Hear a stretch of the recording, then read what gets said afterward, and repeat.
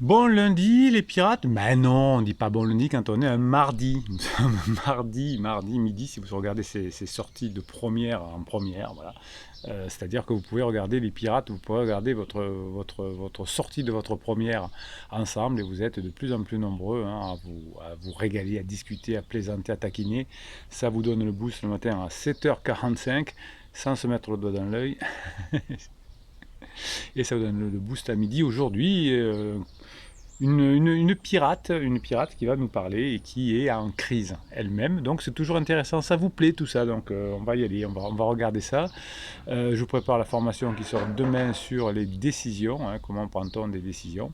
Et si on arrive à prendre les bonnes décisions, est-ce que je reste avec mon conjoint après sa crise, parce que moi j'aurai progressé et lui hein, il aura diminué. À vous de voir et vous apprendrez à cette formation aussi à comprendre comment vos conjoints prennent des décisions quand ils sont en crise et pourquoi ça ne marche pas. À la fin de cette vidéo, vous allez vous regaler parce que je fais des mini-coachings, je tire des oreilles, je découvre des messages avec vous et j'en fais des mini-coachings et je me régale. Alors voilà, juste moi, donc déjà, hein, c'est un bon pseudo. Mon Dieu, dit juste moi et juste moi. Je me retrouve dans cette situation, je suis la criseuse. Alors d'abord, on félicite juste moi, hein, comme Dimitri, qui sont des criseux, qui ont la conscience d'esprit, qui ont la présence d'esprit, d'être conscients qu'ils sont en crise en découvrant ces vidéos. Et en ne disant pas, c'est des bêtises, ça c'est pas moi. Donc d'abord, pouce en l'air pour juste moi et juste moi. Le message qu'elle m'a écrit, il est sous la vidéo. Attention, n'abordez pas ces 3 questions avec votre ex. Donc qui est sorti la semaine dernière.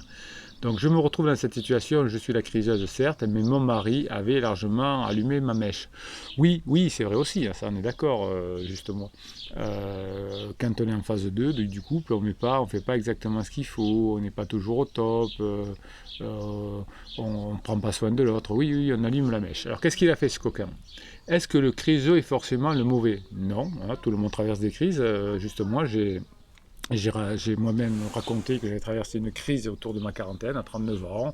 Voilà, sauf que la différence, c'est que je l'ai traversé aussi comme tout le monde, mais que je savais ce que c'était. Hein. Je vous raconte l'histoire de. Je mettais du fond de teint qui me faisait la peau orange comme Monsieur Trump, et que je pensais que ça ferait plus jeune. Voilà, parce que j'avais peur de mourir certainement, quelque chose comme ça. Et je raconte toujours cette anecdote-là, où j'étais assis dans une voiture, je conduisais ma voiture, j'avais mon associé, puisque j'ai un cabinet de formation aussi, et qui me dit, Bruno, tu sais, en ce moment, au bureau, on te trouve bizarre, hein, j'ai que des collaboratrices au bureau. Et là, je lui réponds, oh, mais c'est pas grave, je suis en crise, j'en ai encore pour 18 mois.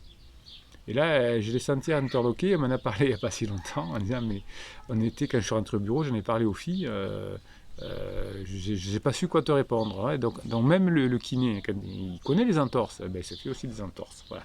Donc c'est pas forcément être mauvais, c'est passer un cap, être en crise. En revanche, ce qui peut être mauvais, c'est quand, ne connaissant pas le phénomène de crise, croyant que ça vient du mari de la famille, on va obliger ses enfants à aller d'une semaine sur l'autre dans des maisons, etc., alors que le problème ne venait pas du couple. Et que souvent le mari, effectivement, comme vous dites, il allume la mèche ou il fait beaucoup d'interdits, et le couple se sépare. Mais en réalité, il n'y avait pas de raison de se séparer, on était juste en phase 3 du couple, la phase d'exploration. Donc évidemment, pas de morale dans cette famille pirate, non, c'est pas forcément mauvais. Le pirate est-il la victime? Non, je ne cite jamais ni mauvais, ni bon, ni gentil, ni victime, ni bourreau. Je me suis marié pour ne pas subir l'infidélité et j'ai demandé le divorce tellement il m'a blessé. Le jour de l'audience, 1 an sans s'être vu, mais voyez les pirates. Juste moi était en crise et Monsieur Pirate, monsieur qui n'était pas pirate, a fait un silence radio par exemple. Voilà. Donc pendant 1 an, ils se sont pas vus. Tout mon cœur qui avait souffert de ma décision face à son attitude a pris le dessus. De ma décision face à son attitude a pris le dessus. Oui, voilà, donc Madame Criseuse, juste moi, reproche à son mari le silence radio, et elle a raison, parce que faire un silence radio, c'est une connerie. Me revoilà à nouveau en relation amoureuse avec mon futur ex-mari, lol. J'entends pas tout cela, monsieur le coach. Pourriez-vous un jour m'expliquer pourquoi les hommes qui trompent, alors les hommes qui trompent, ou les femmes qui trompent d'ailleurs, ben, c'est soit parce qu'ils ont un inconfort, ils croient qu'en tromper leur mari ou leur femme, ils vont réduire leur inconfort, ce qui n'est pas le cas parce qu'on a beaucoup de honte ensuite, ou alors il y a ce que j'appelle un gène de l'infidélité, il y a des personnes qui, un peu comme les animaux, ne peuvent pas s'empêcher, même s'ils ne reprochent rien à leur homme ou à leur femme, de les tromper. Pourquoi ils frôlent le suicide amoureux une fois la connerie faite? Pourquoi il frôle le suicide amoureux? Oui, c'est la honte. Oui, c'est la honte. Voilà. Vous voyez que vous êtes dans un truc tout à fait bateau. Hein. Aujourd'hui, j'ai décidé de pardonner, donc bravo, juste moi. Je ne veux plus regarder derrière car je sais qu'il a beaucoup souffert et moi aussi. Ben, c'est très bien justement parce que vous voyez, ce que je dis souvent, c'est que la crise, elle fait des blessés. Le premier blessé, c'est la personne qui est en crise, ensuite souvent c'est son conjoint parce qu'on croit que le problème vient de lui, puis les enfants, puis les amis, puis la famille en général, hein, et ensuite au boulot éventuellement. Oui, la crise, elle fait beaucoup de blessés, donc c'est pas mal, c'est pas de victime, c'est pas de bourreau, ça fait des blessés de toutes parts. Sauf que si on sait gérer sa crise, ben on la vit aussi, hein, comme tout le monde, mais on évite de faire des bêtises par rapport à cette crise-là. Alors je vais vous donner aussi un autre témoignage d'une personne pour la crise, donc d'adulte, hein, pas la crise ultérieure. Et souvent on me dit, est-ce qu'à 25 ans on peut traverser une crise? J'ai eu un coaching la semaine dernière là-dessus d'une jeune fille qui a 24 ans et son chéri aussi. Ben voilà, voilà un commentaire, un témoignage. À 25 ans on est jeune, insouciant et frivole et on croque la vie à pleines dents. Rien n'a d'importance, en théorie c'est le cas. Moi à 25 ans et même avant j'étais déjà en pleine crise existentielle. Vers 23 ans à l'entrée du monde du travail, je me suis pris de plein fouet la réalité de la vie professionnelle. Là le chéri de ma cliente la semaine dernière était un thésard qui terminait sa thèse. Et donc effectivement tout ça, ça perturbe. Déception, frustration, j'ai compris que tout ce qui m'avait promis, si je travaillais bien, ne se réaliserait finalement pas. C'est pas parce qu'on travaille bien qu'on va avoir un bon boulot. Plutôt étudiante modèle, j'avais eu le bac sans trop de difficultés. Bac plus 5 haut la main, hein, pas d'encombre au tableau, je m'étais bien donné année pour remplir le contrat, avoir de bonnes notes et espérer décrocher ce fameux cadeau tant promis, le CDI, mais patrata à l'entrée du monde du travail, stage, restage, CDD, toujours pas d'épanouissement. Cette fameuse reconnaissance sociale accompagnée d'une grande somme d'argent et d'une valorisation de mes compétences qui nous avait tant promise n'arrivait pas. Ben non, c'est pas ça le bonheur, je sais pas comment ça s'appelle. C'est pas ça le bonheur. Le bonheur, c'est quand on est fier de ce qu'on a fait, ben c'est super, un beau parcours, un beau bac plus 5, voilà, ben c'est tout. Il ne faut pas attendre le bonheur des autres, hein, il faut attendre le bonheur de ce qu'on fait. De poste en poste, je m'éteignis un peu plus, le peu de motivation qui me poussait à chercher mieux ailleurs se détériorait à grands pas jusqu'à vraiment s'éteindre.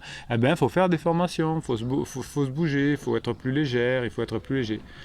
Voilà, donc au début je pensais que je ne me trouvais pas dans la bonne entreprise puis au bon poste, alors j'ai fait des tentatives, je suis parti, j'ai changé de job, mais je restais finalement toujours dans le même type de métier qui correspondait à mes études et ça ne me collait pas. Donc la première crise existentielle, la crise d'adolescence, c'est surtout sur son métier et sa sexualité.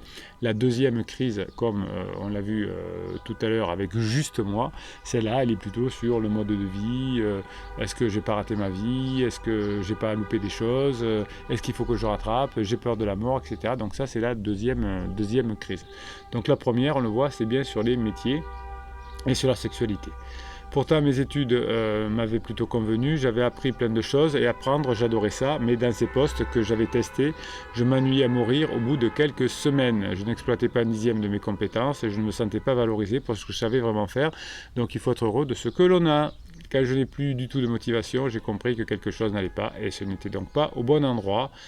La question existentielle, c'était est-ce qu'il y a vraiment un bon endroit pour moi? C'est très très bien résumé. La première crise, la crise d'adulte, c'est pas je vais bientôt mourir, qu'est-ce qu'il faut que je rattrape? C'est est-ce qu'il y a vraiment un endroit pour moi, pour ma sexualité, pour mon emploi, etc. Est-ce que je tombe pas simplement de haut en ayant regardé trop Disney, de comédies romantiques qui finissent bien? Voilà, on se pose des questions sur le monde, on se questionne sur la crise et finalement on souffre beaucoup. Est-ce que vraiment la vie de se lever, de faire un boulot métro dodo et de se répéter, etc., etc. Et si c'était ce que je voulais vivre vraiment, vous voyez, ça c'est la première crise, hein, crise d'adulte. Est-ce que je vis la belle vie, comment je vis, est-ce que mon métier, etc. Et c'est ce qui fait péter un boulard aussi. Donc est-ce qu'il faut se résigner à croire que le travail c'est pas fait pour s'amuser, comme nous l'ont rabâché nos aînés pendant des années?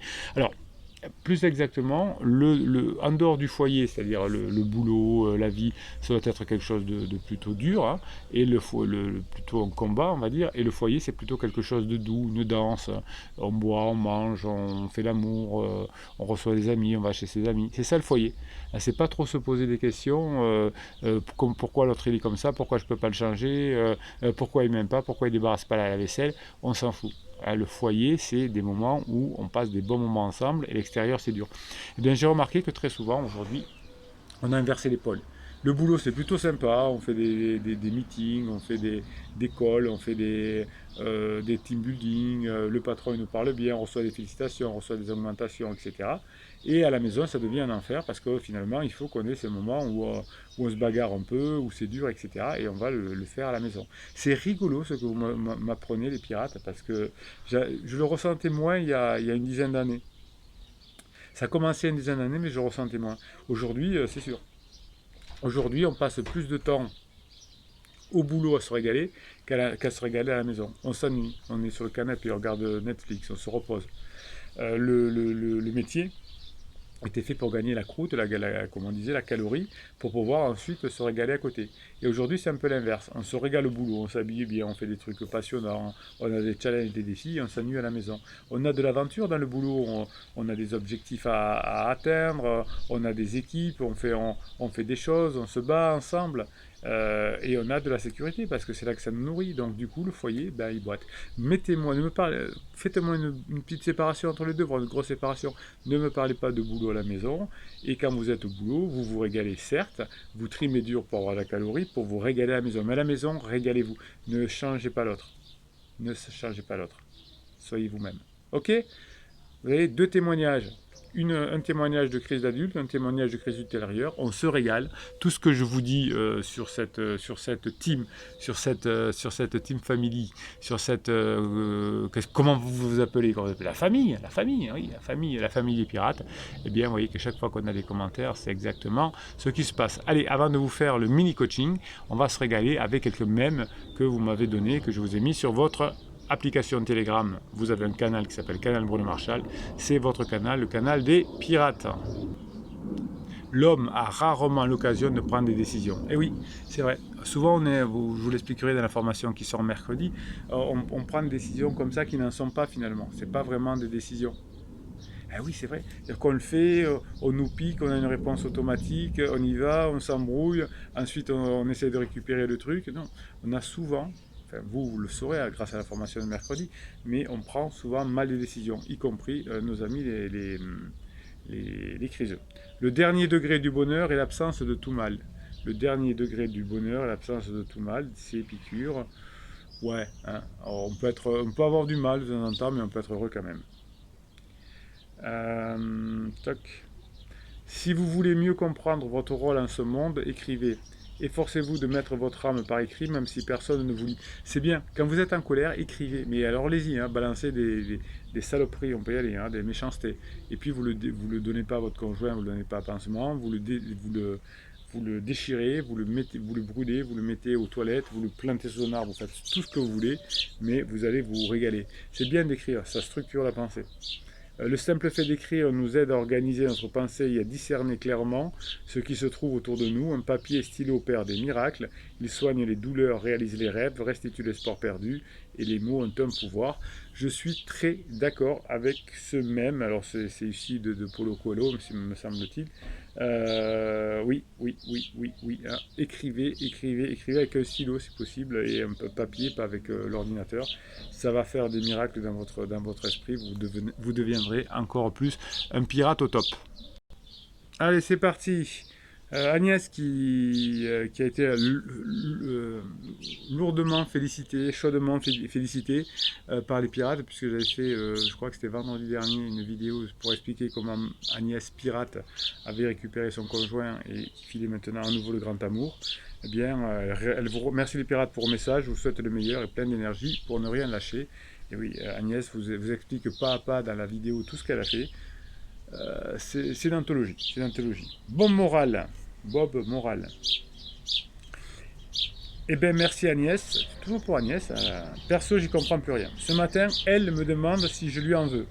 Je réponds, ben non, j'en veux. Elle me dit, ben moi, je m'en veux, j'arrive plus à t'aimer, mais je peux plus. Quel blou dans cette jolie tête. Du coup, j'ai lâché l'affaire en disant que j'avais pas trop envie de réfléchir, que je devais partir au travail. Des fois, c'est vraiment difficile de comprendre. Eh bien, c'est très bien. Bon Moral est un nouveau pirate, est un jeune pirate. Eh bien, c'est très bien. Et bon, écoute, j'ai pas le temps, j'y vais, on en parle ce soir. Je vous faites un bisou, vous y allez. Princesse Jasmin, début de l'ouverture des fenêtres de regret, c'est cool, ça va le faire, dit-elle à Bob. Bob répond à Princesse, oui, je suis pas certaine, mais je devrais pas, mais j'ai des doutes. Depuis le début, elle a prévu des choses. Je prends un appartement et elle garde la maison. J'ai pas moufté. Oui, alors ça, ça c'est les criseux qui sont pas sûrs d'eux. Oui, prends-toi l'appartement, moi je vais garder la maison. Hein. Je suis en crise, donc tu dégages. Non, non, non, non, non. Si tu veux aller vivre l'aventure, ma chérie, mon chéri, tu vas le vivre à l'extérieur, et quand tu en auras marre, tu reviens. Vous ne le dites pas comme ça, c'est dans votre tête. Vas-y ma chérie, t'as un coup d'avance. Non, non, c'est les pirates qui ont des coups d'avance en réalité. Sauf que la semaine dernière, son banquier a remis le clocher au milieu du village et elle peut pas. Eh oui, ça c'est la gifle de réalité, c'est parfait. Vous savez, les personnes en crise croient que tout peut arriver, que c'est facile, qu'on va bien vendre la maison, qu'on va dire aux enfants que tout va bien se passer. Et non, et la crise c'est pas du tout ça. Même au boulot c'est plus dur et c'est pour ça qu'on finit par s'épuiser parce qu'il n'y a rien qui marche. Fenêtre de regret, mauvaise raison, non, non, non, c'est que il faut du temps, il faut accepter hein, qu'on est en crise. Euh, Bon moral dit Bruno, je dois être le seul à l'avoir comprise et encore je ferai mieux la prochaine fois. Patricia dit, elle prévoit à ta place, ne relève pas sur ce genre de sujet, reste à la maison.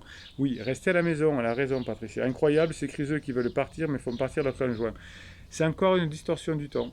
Je donne des réponses et vous vous les avez données avant ou je sais pas ou après.